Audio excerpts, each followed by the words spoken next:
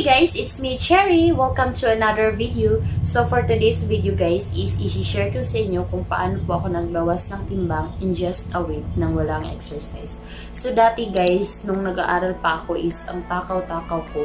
Kain ako ng kain, yung mga kinakain ko ang tataas ng carbohydrates.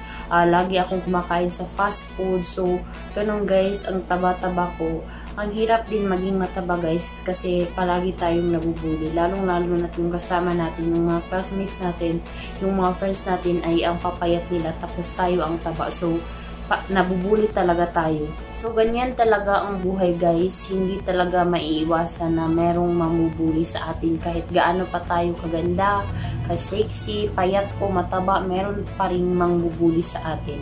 So, ang ginagawa ko guys is hindi ko na lang pinapansin. Sasabihin ko na lang sa kanila. Ang sarap kasi ng pagkain. Ang dami kasing pagkain sa amin. So, ganyan lang yung palaging sagot ko. Pag sinasabi nila, ang taba mo na, bakit ganyan ka na? Ang payat-payat mo dati, tapos ngayon ang taba mo na. So, hindi ko na lang sila pinapansin guys kasi pag dinibdib mo, ikaw lang yung masasaktan. At mas lalo pa akong tumaba guys nung nabuntis ako at nanganak na ako. Kasi pagkatapos ng mga anak, sabi ng mama ko, dapat hindi ka talaga magda-diet. Dapat kumain ka ng marami. Huwag kang magpapagulo. Kaya ayun guys, kumain ako ng kumain. At ayun guys, mas lalo akong tumaba. Kasi guys, mahilig din ako sa mga chocolate, sa mga sweets, lalong-lalo na sa milk tea. Ayan, ang hilig na hilig ko dyan. Nakakataba yung milk tea guys. So, isa din yan sa mga iwasan nyo, yung chocolates. Chocolates, cakes, or any desserts guys, nakakataba talaga yan. So guys, hindi na ako magpapaligoy-ligoy pa. Sasabihin ko na kung ano po yung mga ginawa ko kung paano ako pumayat o nagbawas ng timbang in just a week nang walang exercise. So, yung ginawa ko guys is nag-search ako sa YouTube or sa Facebook. So, dun sa Facebook, may nakita po akong nag-post na meron po silang product na nakakapayat at saka nakakaputi. So, ayun guys, nag-try akong bumili. Nag-try akong nag-message dun. So, bumili ako ng isang bottle at saka yun, nag-try ako guys. So, effective din siya sa akin guys. In just 11 days, ayun, nagbawas agad ako ng 6 kilos. So, sobrang thankful ko guys kasi ayun, nagbabawas ako agad ng timbang. Pero, meron din silang mga meal plan na dapat mong sundin guys. So, ayun na, nagbabawas na ako ng timbang. So, sobrang thankful ko guys kasi kahit pa paano, nababawasan yung timbang ko ng 6 kilos. From 70 plus ata ako nun. So, nabawasan ako ng 6 kilos, nasa mga 60 plus na lang. So, ayun guys, sobrang saya ko doon.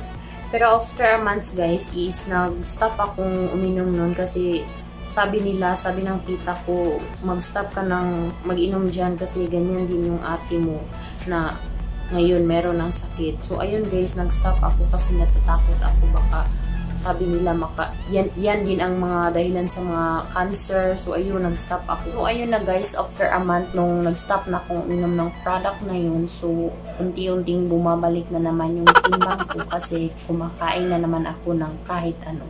Kaya ayun, nag-research na naman ako ulit. So, nakita ko dun sa post ni Doc Willie Ong na ang isa daw sa mga mabisang paraan para pumayat agad is dapat uminom tayo ng maraming tubig. Iwasan natin uminom ng mga soft drinks. Iwasan kumain ng mga chocolates, ng mga sweet foods, yung mga oily foods. Dapat hindi talaga tayo kumakain ng maka-carbs na pagkain. So, kailangan talaga nating mag-disiplina sa sarili natin guys. Hindi tayo basta-basta kumakain ng kahit ano-ano. So, ayun guys, yun yung ginawa ko at saka sobrang effective niya talaga guys.